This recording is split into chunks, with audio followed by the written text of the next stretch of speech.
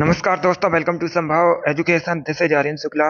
दोस्तों, आज की क्लास में हम जीके के 60 इंपॉर्टेंट क्वेश्चन डिस्कस करेंगे विद एक्स्ट्रा फैक्ट। ये सभी टॉप के क्वेश्चन होंगे, इंपॉर्टेंट क्वेश्चन होंगे। कुछ ऐसे प्रश्न हैं जो बिहार पुलिस की परीक्षाओं में कई बार पूछे गए हैं। सभी क्लास को ध्यान से देखिएगा। स्पेशल ये क्लास बिहार पुलिस भर्ती 2024 के लिए है, तो सभी क्लास को ध्यान से देखिएगा। अगर कोई क्वेश्चन आपको नहीं आता है उसे नोट डाउन कर सकते हो। जो एक्स्ट्रा फैक्ट आपको बताए जाएं उन्हें भी ध्यान से सुनिए, क्योंकि परीक्षाओं में उनसे भी क्वेश्चन पूछे जा सकते हैं। 60 क्वेश्चन डिस्कस करेंगे आज की क्लास में। चलिए शुरू करते हैं आज की क्लास। इसका आंसर करिए क्वेश्चन नंबर फर्स्ट के लिए। बताइए विश्व कवि के नाम से किसे जाना जाता है। सभी जल्दी से आंसर करिएगा। बताइए इसका राइट आंसर क्या होगा। 80 क्वेश्चन होंगे आज की क्लास में, आप लोग जल्दी से आंसर करिए। बताइए इसका राइट आंसर क्या होगा। इसका right answer option number B होगा, रविन्द्रनाथ टैगोर। क्या तो option number B correct answer है। आप लोग याद रखिएगा, रविन्द्रनाथ टैगोर को विश्व कवि के उपनाम से जाना जाता है, तो ऑप्शन नंबर बी इसका राइट आंसर है। जिसने भी क्वेश्चन नंबर फर्स्ट का ऑप्शन नंबर बी दिया उनका सही उत्तर है। आगे बढ़ते हैं। इसका आंसर करिए क्वेश्चन नंबर 2 के लिए। बताइए निम्न में से किसने किताब नवरस को लिखा है। सभी जल्दी से आंसर करिए। बताइए इसका राइट आंसर क्या होगा। निम्न में से किसने किताब नवरस को लिखा है। इसका राइट आंसर क्या होगा दोस्तों।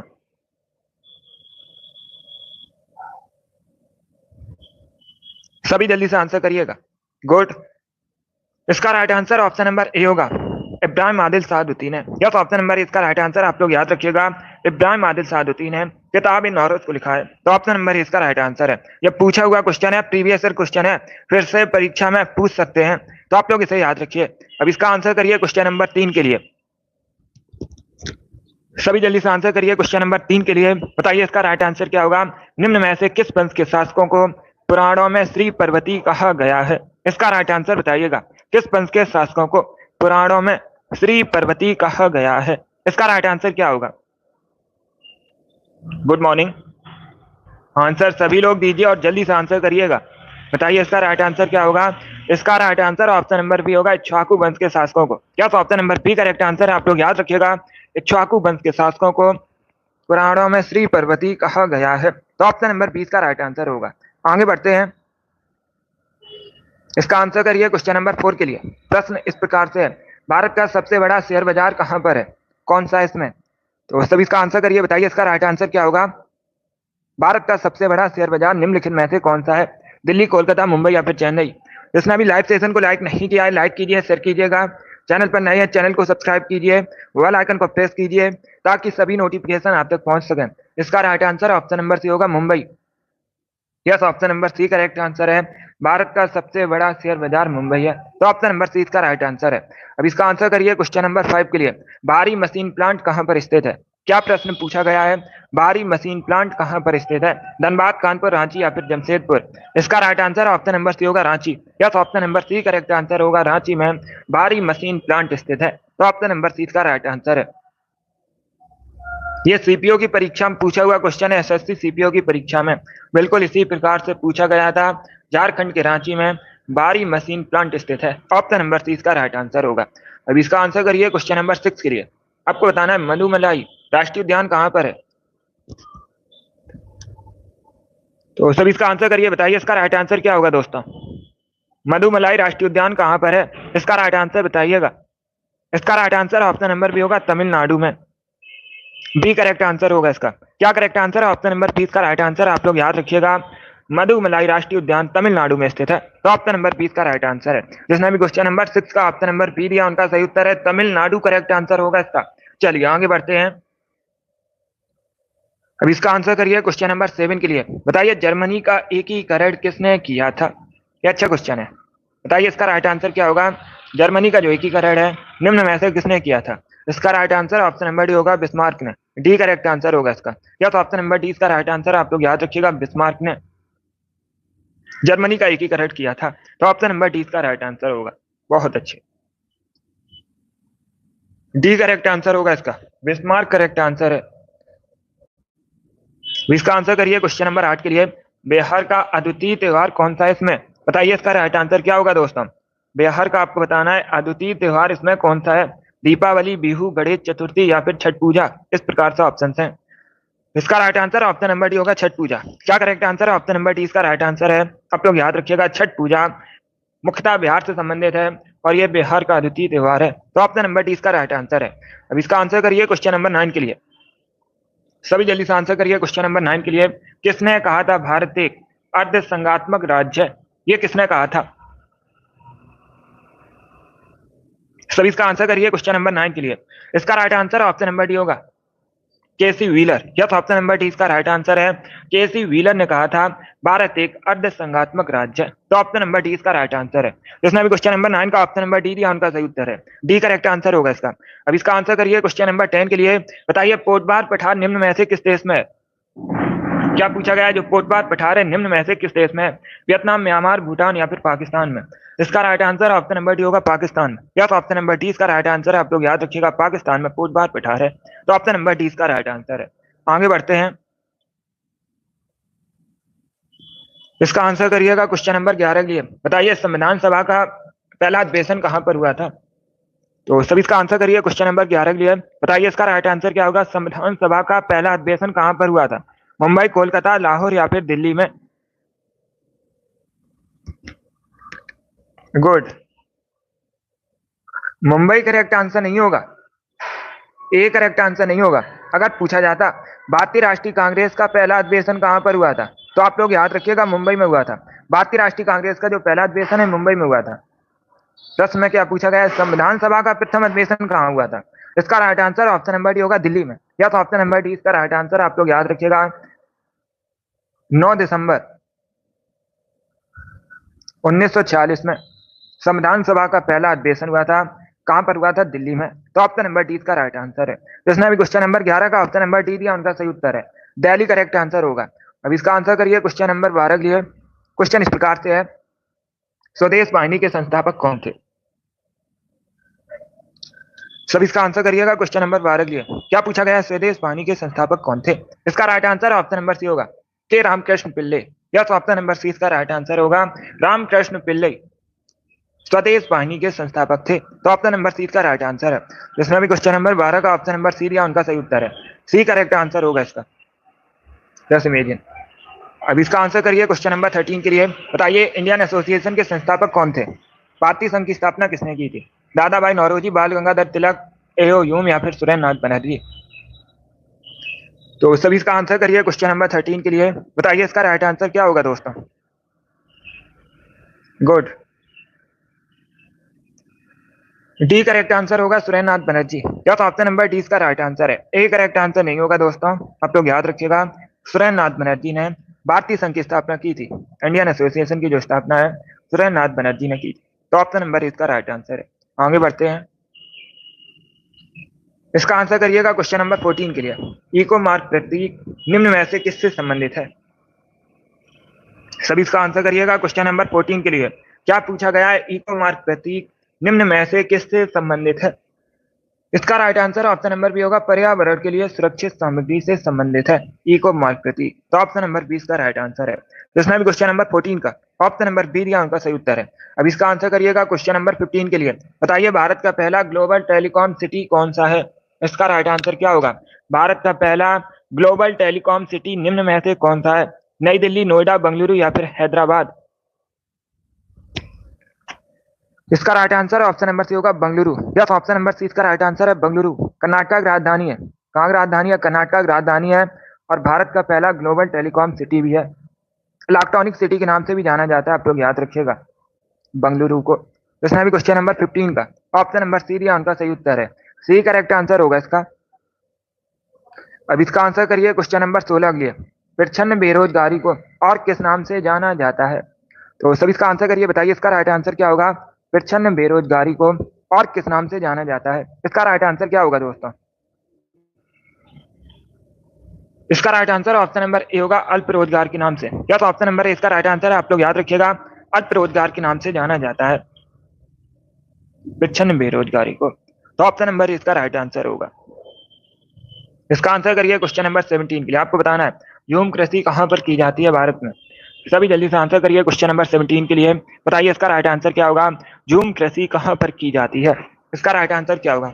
इसका right answer option number A होगा, उत्तर पूर्व भारत में। या तो ऑप्शन नंबर ए इसका राइट आंसर, आप लोग याद रखिएगा, उत्तर पूर्व भारत में ह्यूम कृषि की जाती है। तो ऑप्शन नंबर ए इसका राइट आंसर होगा। ए करेक्ट आंसर होगा इसका। यस। अगला क्वेश्चन देखते हैं। अब इसका आंसर करिएगा क्वेश्चन नंबर 18 के लिए। आपको बताना है भारत का पहला समाचार पत्र किसने शुरू किया था। भारत में जो पहला समाचार पत्र है किसने शुरू किया था, इसका राइट आंसर क्या होगा। तो सभी इसका आंसर करिए क्वेश्चन नंबर 18 के लिए। बताइए इसका राइट आंसर क्या है। देखिएगा इसका right answer option number D होगा, जेम्स हिक्की ने। यस, ऑप्शन नंबर डी इसका राइट आंसर है, आप लोग याद रखिएगा। जेम्स हिक्की ने भारत में पहला समाचार पत्र शुरू किया था। तो ऑप्शन नंबर डी इसका राइट आंसर होगा। आप पूछ सकते हैं किस नाम से, तो आप लोग याद रखिएगा बंगाल गजट के नाम से शुरू किया था। किस नाम से शुरू किया था, बंगाल गजट के नाम से शुरू किया था। किसने, जेम्स हिक्की ने। तो ऑप्शन नंबर डी इसका राइट आंसर है। अब इसका आंसर करिएगा क्वेश्चन नंबर 19 के लिए। ऑस्ट्रेलिया के घास स्थल किस नाम से जाने जाते हैं। ऑस्ट्रेलिया में जो घास के मैदान है उनको किस नाम से जानते हैं, इसका राइट आंसर क्या होगा। इसका right answer option number A होगा, डाउन्स के नाम से जाना जाता है। क्या करेक्ट आंसर है, ऑप्शन नंबर इसका राइट आंसर है, आप लोग याद रखिएगा। डाउन्स के नाम से जाना जाता है ऑस्ट्रेलिया के जो घास के स्थल है। ऑप्शन नंबर इसका राइट आंसर है। बहुत अच्छे। जिसने भी क्वेश्चन नंबर 19 का ऑप्शन नंबर ए दिया उनका सही उत्तर है। अभी इसका आंसर करिएगा क्वेश्चन नंबर 20 के लिए। बताइए प्राचीन भारत में निष्क से जाना जाता थे। आपको बताना है प्राचीन भारत में निष्क या निशाका के नाम से किसे जाना जाता था, इसका राइट आंसर क्या होगा। तो सभी इसका आंसर करिए क्वेश्चन नंबर 20 के लिए। बताइए इसका राइट आंसर। इसका right answer option number A होगा, स्वर्ण आभूषण। यस, ऑप्शन नंबर ए इसका राइट आंसर, आप लोग याद रखिएगा। प्राचीन भारत में निष्क या निशाका के नाम से स्वर्ण आभूषण जाने जाते थे। तो ऑप्शन नंबर ए इसका राइट आंसर है। जिसने भी क्वेश्चन नंबर 20 का ऑप्शन नंबर ए दिया उनका सही उत्तर है। ए इसका राइट आंसर होगा, स्वर्ण आभूषण करेक्ट आंसर है। अब इसका आंसर करिए क्वेश्चन नंबर 21 के लिए। सभी जल्दी से आंसर करिए क्वेश्चन नंबर 21 के लिए। क्वेश्चन इस प्रकार से है, 1908 में बाल गंगाधर तिलक को कितने वर्ष की जेल हुई थी, इसका राइट आंसर क्या होगा। 5 वर्ष की, 6 वर्ष की, 7 वर्ष की या फिर 8 वर्ष की, इस प्रकार से ऑप्शन है। इसका right answer option number B होगा, 6 वर्ष की। यस, ऑप्शन नंबर 20 का राइट आंसर, आप लोग याद रखिएगा। 1908 में बाल गंगाधर तिलक को 6 वर्ष की जेल हुई थी। तो ऑप्शन नंबर 20 का राइट आंसर है। जिसने भी क्वेश्चन नंबर 21 का ऑप्शन नंबर बी दिया उनका सही उत्तर है। अब इसका आंसर करिएगा क्वेश्चन नंबर 22 के लिए। बताइए भारतीय संविधान की 11वीं अनुसूची में कितने विषय हैं कुल। तो सभी इसका आंसर करिए क्वेश्चन नंबर 22 के लिए। क्या पूछा गया है, भारतीय संविधान की 11वीं अनुसूची में कितने विषय हैं, 22, 24, 29 या फिर 32। इसका राइट आंसर ऑप्शन नंबर सी होगा, 29। यस, ऑप्शन नंबर सी इसका राइट आंसर, आप लोग याद रखिएगा। भारतीय संविधान की 11वीं अनुसूची में 29 विषय हैं कुल। तो ऑप्शन नंबर सी इसका राइट आंसर है। जिसने भी क्वेश्चन नंबर 22 का ऑप्शन नंबर सी दिया उनका सही उत्तर है, 29 करेक्ट आंसर होगा इसका। अब इसका आंसर करिएगा क्वेश्चन नंबर 23 के लिए। बताइए सारनाथ के धमेक स्तूप का निर्माण किस काल में हुआ था। सभी जल्दी से आंसर करिए क्वेश्चन नंबर 23 के लिए। क्या पूछा गया है, सारनाथ के धमेक स्तूप का निर्माण किस काल में हुआ था, इसका राइट आंसर क्या होगा। सभी जल्दी से आंसर करिएगा।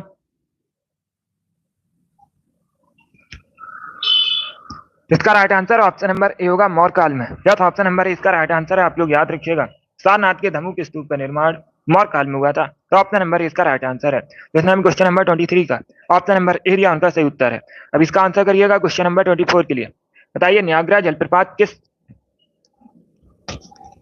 देशों की सीमा पर स्थित है, इसका राइट आंसर क्या होगा। किन देशों की सीमा पर स्थित है नियाग्रा वाटरफॉल।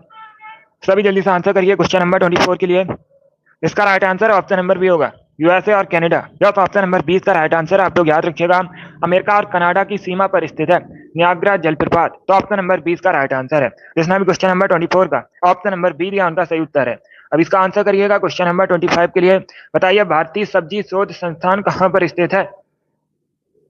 सभी जल्दी से आंसर करिएगा। भारतीय सब्जी शोध संस्थान कहाँ पर स्थित है, वाराणसी, लखनऊ, मैसूर या फिर बेंगलुरु। इसका right answer option number A होगा, Varanasi. Yes, option number A इसका राइट आंसर है। उत्तर प्रदेश के वाराणसी में भारतीय सब्जी शोध संस्थान स्थित है। तो ऑप्शन नंबर ए इसका राइट आंसर है। अब इसका आंसर करिएगा क्वेश्चन नंबर 26 के लिए। बताइए झारखंड का शिमला किसे कहते हैं। तो सभी इसका आंसर करिए क्वेश्चन नंबर 26 के लिए। बताइए इसका राइट आंसर क्या होगा। झारखंड का शिमला किसे कहते हैं, इसका right answer option number D होगा, रांची को। या तो ऑप्शन नंबर डी इसका राइट आंसर, आप लोग याद रखिएगा, रांची को। झारखंड का शिमला कहते हैं। तो ऑप्शन नंबर डी इसका राइट आंसर है। उसने भी क्वेश्चन नंबर 26 का ऑप्शन नंबर डी दिया, उनका सही उत्तर है। चलिए आगे बढ़ते हैं। अब इसका आंसर करिए क्वेश्चन नंबर 27 के लिए। सभी जल्दी से आंसर करिएगा।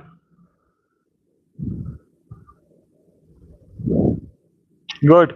क्या पूछा गया है? वांगला त्योहार निम्न में से किस जनजाति द्वारा मनाया जाता है? तो सभी इसका आंसर करिए क्वेश्चन नंबर 27 के लिए। बताइए इसका राइट आंसर क्या होगा? इसका right answer option number A होगा, गारो जनजाति द्वारा। या तो ऑप्शन नंबर ए इसका राइट आंसर, आप लोग याद रखिएगा। जो बांग्ला त्योहार है गारो जनजाति द्वारा मनाया जाता है। तो ऑप्शन नंबर इसका राइट आंसर है। जिसने भी क्वेश्चन नंबर 27 का ऑप्शन नंबर ए दिया, उनका सही उत्तर। ये प्रश्न आरपीएफ की परीक्षा में पूछा हुआ क्वेश्चन है, प्रीवियस ईयर क्वेश्चन है, फिर से पूछ सकते हैं परीक्षा में, तो ऐसा आप लोग याद रखिएगा। Good morning. अब इसका आंसर करिएगा क्वेश्चन नंबर 28 के लिए। आपको बताना है ऑप्टिकल फाइबर किस सिद्धांत पर कार्य करता है? सभी जल्दी से आंसर करिएगा। बताइए इसका राइट आंसर क्या होगा? ऑप्टिकल फाइबर किस सिद्धांत पर कार्य करता है, ये आपको बताना है। तो इसका राइट आंसर ऑप्शन नंबर सी होगा, पूर्ण आंतरिक परावर्तन। यस, ऑप्शन नंबर सी इसका राइट आंसर है। बहुत अच्छे।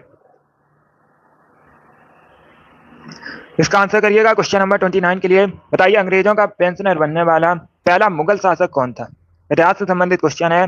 यह भी प्रश्न बहुत सी परीक्षा में पूछा हुआ क्वेश्चन है। इसका करेक्ट आंसर बताइएगा। अंग्रेजों का पेंशनर बनने वाला पहला मुगल शासक कौन था, उसका नाम आपको बताना है। इसका right answer option number A होगा, शाह आलम द्वितीय। ए करेक्ट आंसर होगा इसका। या तो ऑप्शन नंबर ए इसका राइट आंसर, आप लोग याद रखिएगा।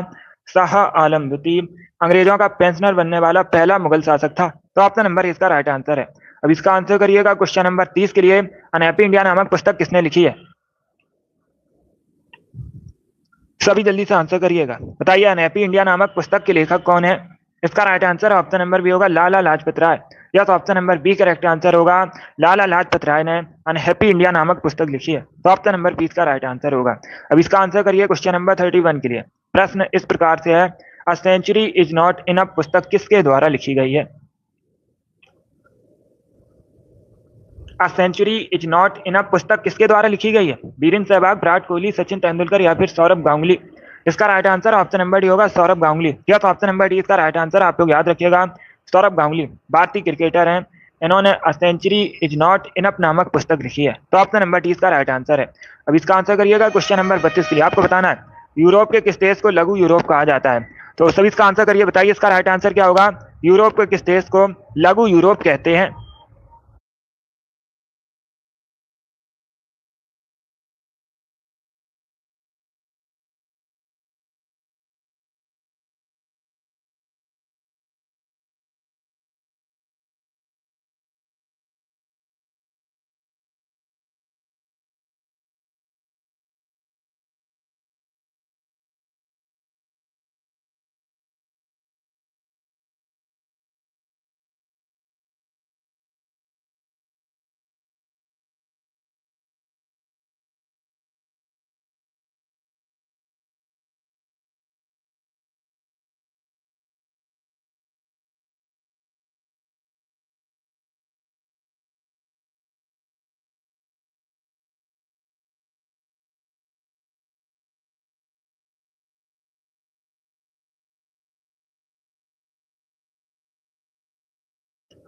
इसका आंसर करिए क्वेश्चन नंबर 32 के लिए। क्वेश्चन इस प्रकार से है, यूरोप के किस देश को लघु यूरोप कहा जाता है? गुड मॉर्निंग सभी को।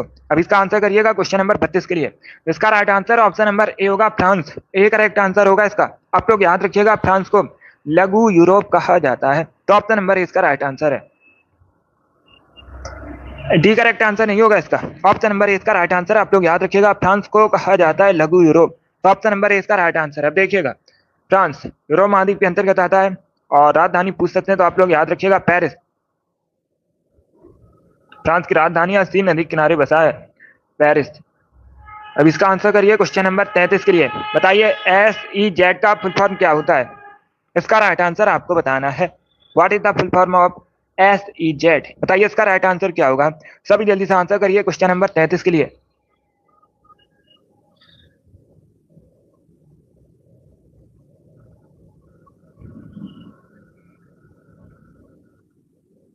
यही सही है, फ्रांस करेक्ट आंसर होगा इसका। आप लोग याद रखिएगा, फ्रांस को कहा जाता है लघु यूरोप।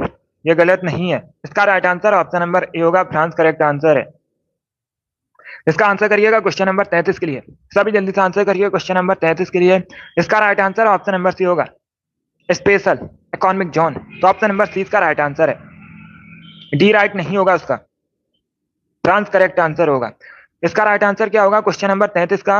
ऑप्शन नंबर सी इसका राइट आंसर है। आप लोग याद रखिएगा, स्पेशल इकोनॉमिक जोन। तो ऑप्शन नंबर सी इसका राइट आंसर है। चलिए आगे बढ़ते हैं।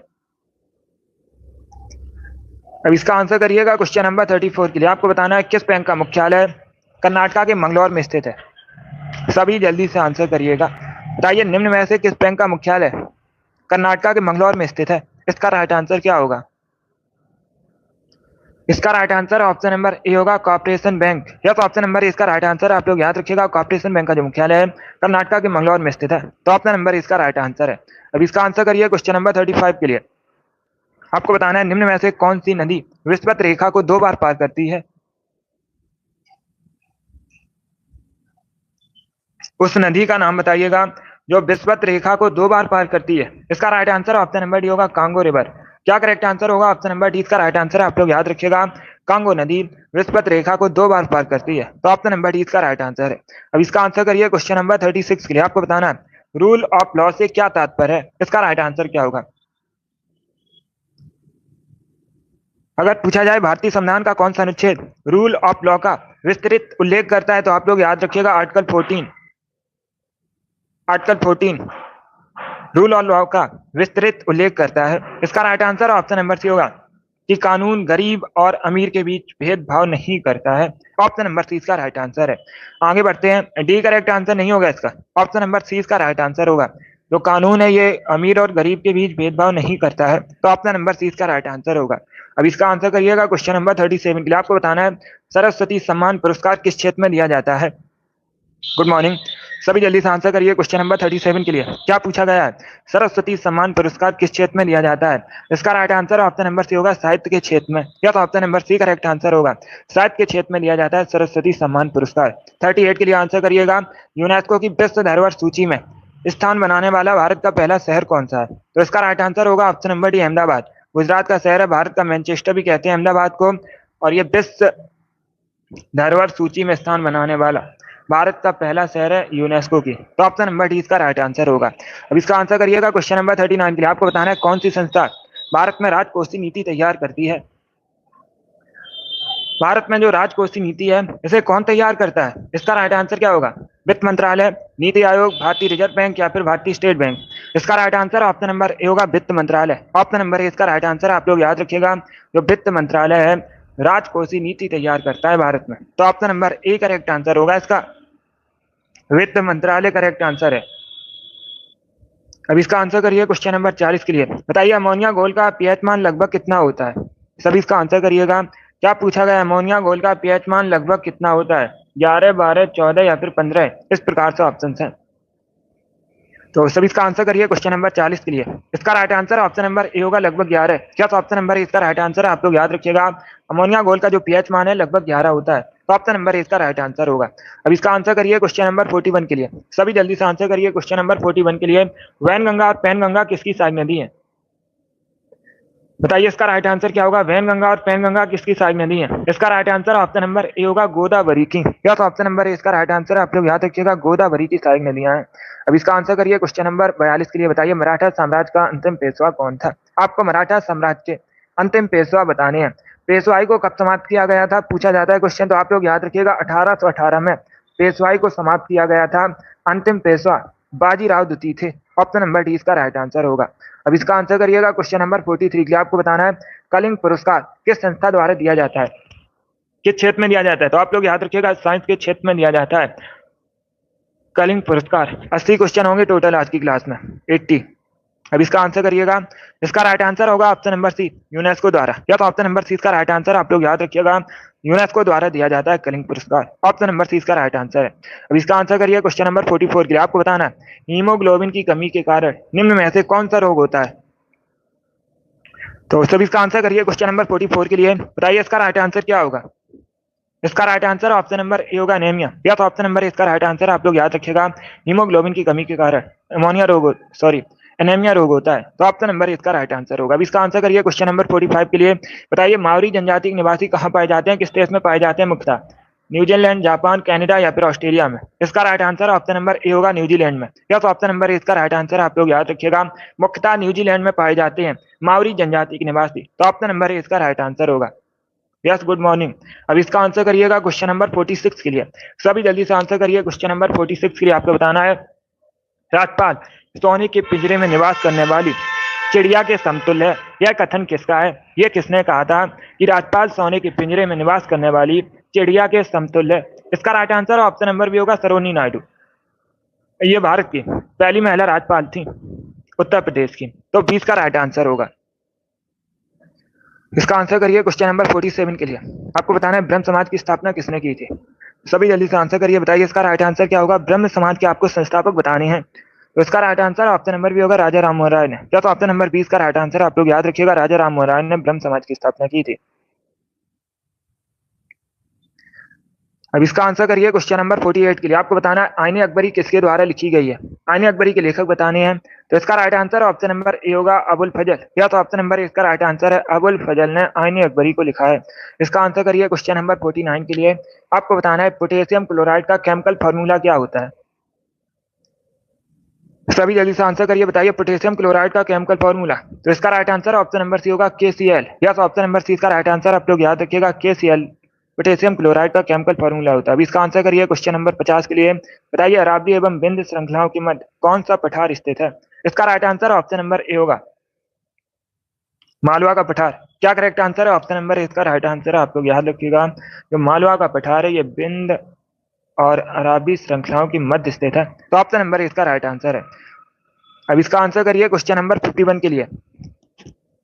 सब इसका आंसर करिए क्वेश्चन नंबर 51 के लिए। बताइए शिव समुद्रम जलप्रपात किस नदी पर है? इसका राइट आंसर क्या होगा? गुड, सभी जल्दी से आंसर करिएगा, बताइए इसका राइट आंसर क्या होगा। आंसर सभी लोग दीजिए, राइट या रॉन्ग आंसर करिएगा। इसका right answer option number D होगा, कावेरी नदी पर। या तो ऑप्शन नंबर डी इसका राइट आंसर, आप लोग याद रखिएगा, शिव समुद्रम जलप्रपात कावेरी नदी पर है। तो ऑप्शन नंबर डी इसका राइट आंसर है। अब इसका आंसर करिए क्वेश्चन नंबर 52 के लिए। बताइए विश्व मौसम विज्ञान दिवस कब मनाया जाता है? सभी जल्दी से आंसर करिए, बताइए इसका राइट आंसर क्या होगा। विश्व मौसम विज्ञान दिवस कब मनाया जाता है? इसका राइट आंसर ऑप्शन नंबर सी होगा, 23 मार्च को। या तो option number C correct answer होगा, प्रतिवर्ष 23 मार्च को विश्व मौसम विज्ञान दिवस मनाया जाता है। अब इसका आंसर करिएगा क्वेश्चन नंबर 53 के लिए। आपको बताना है निम्न में से किसका नाम देवनाम प्रियदर्शी था? आपको बताना है इनमें से किसका नाम देवनाम प्रियदर्शी था। इसका राइट आंसर क्या होगा? इसका राइट आंसर बताइएगा। ए करेक्ट आंसर होगा अशोक का। प्लस ऑप्शन नंबर इसका राइट आंसर, आप लोग याद रखिएगा, अशोक का जो नाम है देवनाम प्रियदर्शी था। तो ऑप्शन नंबर इसका राइट आंसर होगा। अब इसका आंसर करिए क्वेश्चन नंबर 54 के लिए। आपको बताना है एनसीईआरटी का फुल फॉर्म क्या होता है? सभी इसका आंसर करिएगा, बताइए एनसीईआरटी का फुल फॉर्म क्या होता है? इसका राइट आंसर क्या होगा दोस्तों? आंसर सभी लोग दीजिए और जल्दी से आंसर करिएगा। इसका right answer option number A होगा, national council of educational research and training. तो ऑप्शन नंबर इसका राइट आंसर है। जिसने भी क्वेश्चन नंबर 54 का ऑप्शन नंबर ए दिया उनका सही उत्तर है। अब इसका आंसर करिएगा क्वेश्चन नंबर 55 के लिए। बताइए माइबोमिन ग्रंथियां कहां पर स्थित है? सभी जल्दी से आंसर करिएगा, माइबोमिन ग्रंथियां कहां पर स्थित हैं? आंख में, कान में, नाक में या फिर त्वचा में? इसका right answer option number A होगा, आंख में। तो ऑप्शन नंबर ए इसका राइट आंसर है। अब इसका आंसर करिए क्वेश्चन नंबर 56 के लिए। बताइए मीना बक्कम अंतरराष्ट्रीय हवाई अड्डा कहां पर है? मीना बक्कम अंतरराष्ट्रीय हवाई अड्डा ऑप्शन नंबर सी चेन्नई में, तमिलनाडु की राजधानी चेन्नई में। इसका आंसर करिए क्वेश्चन नंबर 57 के लिए। बताइए इम्फाल किस भारतीय राज्य की राजधानी है?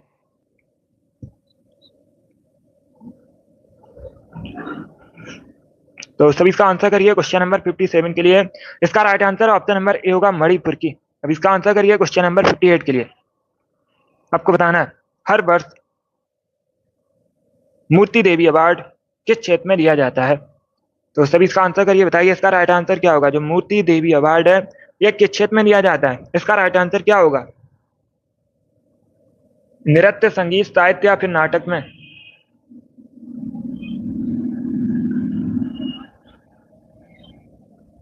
तो सभी इसका आंसर करिएगा, बताइए इसका राइट आंसर क्या होगा। ऑप्शंस को पढ़ लीजिएगा, उसके बाद ही आंसर करिए, जल्दबाजी में आंसर नहीं देना है।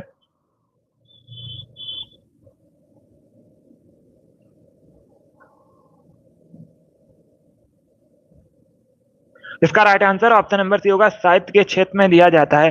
क्या करेक्ट आंसर होगा? ऑप्शन नंबर सी इसका राइट आंसर होगा। आप लोग याद रखिएगा, साहित्य के क्षेत्र में दिया जाता है, ऑप्शन नंबर सी इसका राइट आंसर है। चलिए आगे बढ़ते हैं। सी करेक्ट आंसर होगा इसका, साहित्य के क्षेत्र में दिया जाता है, ऑप्शन नंबर सी इसका राइट आंसर है। चलिए आगे बढ़ते हैं। 59 के लिए आंसर करिएगा, सभी जल्दी से आंसर करिए क्वेश्चन नंबर 59 के लिए। बताइए इसका राइट आंसर क्या होगा।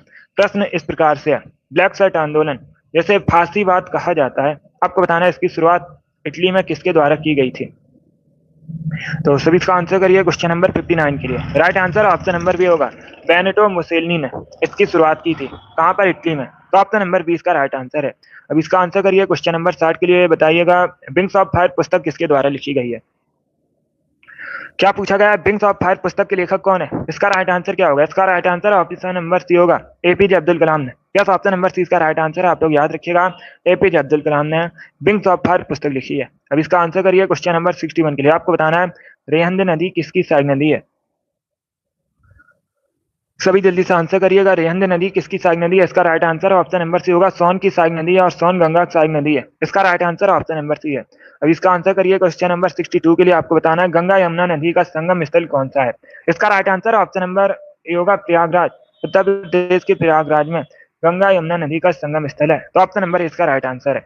अब इसका आंसर करिए क्वेश्चन नंबर 63 के लिए। बताइए, थानेश्वर में पुष्पभूति वंश या फिर वर्धन वंश एक ही बात है, स्थापना किसने की थी। संस्थापक आपको बताने हैं। Good morning. इसका राइट आंसर ऑप्शन नंबर सी होगा, पुष्पभूति वर्धन ने। क्या करेक्ट आंसर होगा? ऑप्शन नंबर सी इसका राइट आंसर है। अब इसका आंसर करिए क्वेश्चन नंबर 64 के लिए। बताइए, देश में पहली बार राष्ट्रपति शासन कहां पर लगा था। इसका राइट आंसर क्या होगा। भारत में पहली बार राष्ट्रपति शासन कहां पर लगा था। इसका right answer option number D होगा, पंजाब में।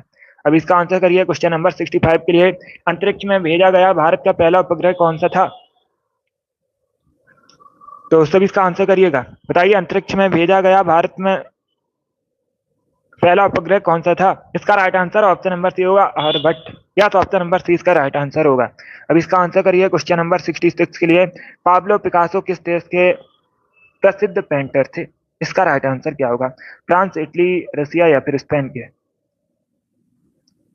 इसका right answer option number D होगा, स्पेन के। या तो ऑप्शन नंबर डी इसका राइट आंसर है। आप लोग याद रखिएगा, स्पेन के प्रसिद्ध चित्रकार थे, फेमस पेंटर थे। कौन? Pablo Picasso. तो ऑप्शन नंबर डी इसका राइट आंसर है। अब इसका आंसर करिएगा क्वेश्चन नंबर 67 के लिए। बताइए, भारतीय संविधान में समवर्ती सूची किस देश के संविधान से ली गई है। इसका right answer option number D होगा, ऑस्ट्रेलिया के संविधान से। या तो ऑप्शन नंबर डी इसका राइट आंसर है। भारतीय संविधान में जो समवर्ती सूची ऑस्ट्रेलिया के संविधान से ली गई है।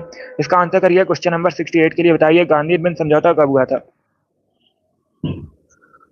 सभी जल्दी से आंसर करिएगा, क्या पूछा गया है, गांधी इरविन समझौता कब हुआ था। इसका right answer option number B होगा, 1931 में हुआ था।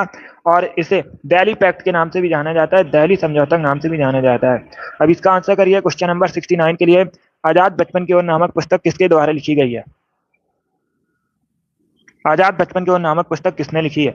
इसका राइट आंसर ऑप्शन नंबर सी होगा, कैलाश सत्यार्थी ने। और 2014 में इनको नोबेल प्राइज भी मिला है साइंटिफिक क्षेत्र में। इसका राइट आंसर ऑप्शन नंबर सी होगा। अब इसका आंसर करिए क्वेश्चन नंबर 70 के लिए। बताइए, इसका राइट आंसर क्या आएगा। राष्ट्रीय शिक्षा दिवस कब मनाया जाता है भारत में। तो सभी इसका आंसर करिएगा। बताइए, राष्ट्रीय शिक्षा दिवस कब मनाते हैं भारत में। 11 नवंबर को। ऑप्शन नंबर डी इसका राइट आंसर है। अब इसका आंसर करिए क्वेश्चन नंबर 71 के लिए। बताइए, भारत में सबसे अधिक केसर का उत्पादन कहाँ पर होता है। क्या पूछा गया है, भारत में सबसे अधिक केसर का उत्पादन जम्मू कश्मीर में होता है। जम्मू कश्मीर भारत का एक केंद्र शासित प्रदेश है। अब इसका आंसर करिए क्वेश्चन नंबर 42 के लिए। बताइए, माराडोना किस देश के प्रसिद्ध फुटबॉलर हैं। इटली, स्पेन, ब्राजील या फिर अर्जेंटीना। तो सभी इसका आंसर करिए क्वेश्चन नंबर 72 के लिए। क्या पूछा गया है, माराडोना किस देश के प्रसिद्ध फुटबॉलर है। इसका right answer option number D होगा, अर्जेंटीना के। अब इसका आंसर करिए क्वेश्चन नंबर 73 के लिए। आपको बताना है किसको पूर्वी पर्वत श्रृंखला के रूप में जाना जाता है। तो सभी इसका आंसर करिए क्वेश्चन नंबर 73 के लिए। इसका राइट आंसर क्या होगा। पूर्वी पर्वत श्रृंखला के रूप में किसे जाना जाता है। डी करेक्ट आंसर होगा, पटकाई पहाड़ियों को। अब इसका आंसर करिए क्वेश्चन नंबर 74 के लिए। आपको बताना है वेनेजुएला की राजधानी क्या है। सभी जल्दी से आंसर करिएगा। बताइए, वेनेजुएला की राजधानी। इसका right answer option number D होगा, Caracas. Yes, option number D इसका राइट आंसर है। आप लोग याद रखिएगा, जो काराकस है वेनेजुएला का राजधानी है। तो ऑप्शन नंबर डी इसका राइट आंसर होगा।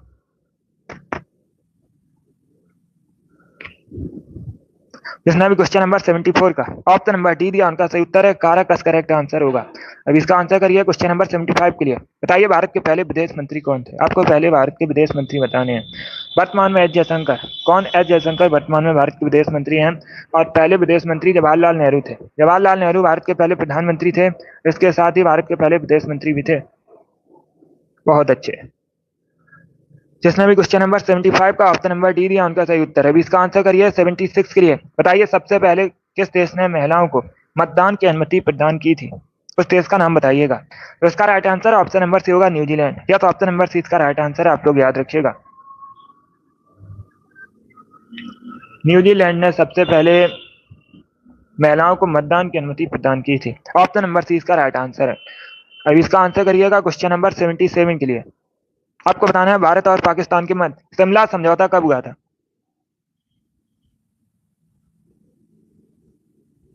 तो सभी इसका आंसर करिएगा। बताइए शिमला समझौता कब हुआ था भारत पाकिस्तान के मध्य? इसका right answer option number B होगा 1972 में, या तो option number B correct answer होगा 1972 में शिमला समझौता हुआ था। तो ऑप्शन नंबर बी इसका राइट आंसर है। अब इसका आंसर करिए क्वेश्चन नंबर 78 के लिए। बताइए लोकसभा सदस्य किसके द्वारा चुने जाते हैं? इसका राइट आंसर ऑप्शन नंबर सी होगा सीधे जनता द्वारा निर्वाचित होते हैं, या तो ऑप्शन नंबर सी इसका राइट आंसर होगा। अब इसका आंसर करिए क्वेश्चन नंबर 79 के लिए। बताइए RAM का फुल फॉर्म क्या होता है? ये कंप्यूटर से संबंधित क्वेश्चन है, इसका राइट आंसर क्या होगा? इसका right answer option number B होगा रैंडम एक्सेस मेमोरी, या तो ऑप्शन नंबर बी इसका राइट आंसर है, आप लोग याद रखिएगा। RAM का फुल फॉर्म होता है, रैम का फुल फॉर्म होता है रैंडम एक्सेस मेमोरी, तो ऑप्शन नंबर बी इसका राइट आंसर होगा। और अगर पूछा जाए रोम का फुल फॉर्म क्या होता है, ROM का फुल फॉर्म क्या होता है, तो आप लोग याद रखिएगा रीड ओनली मेमोरी। ये दोनों इंपॉर्टेंट हैं, दोनों परीक्षा में पूछे जाते हैं प्रश्न, इनको आप लोग याद रखिए। इसका आंसर करिए क्वेश्चन नंबर 80 के लिए। आज का लास्ट क्वेश्चन है। बताइए इसका राइट आंसर क्या होगा? नाथपा झांसी परियोजना किस नदी पर बनी है? सतलज, रावी, व्यास या फिर चिनाब, इस प्रकार से ऑप्शन है।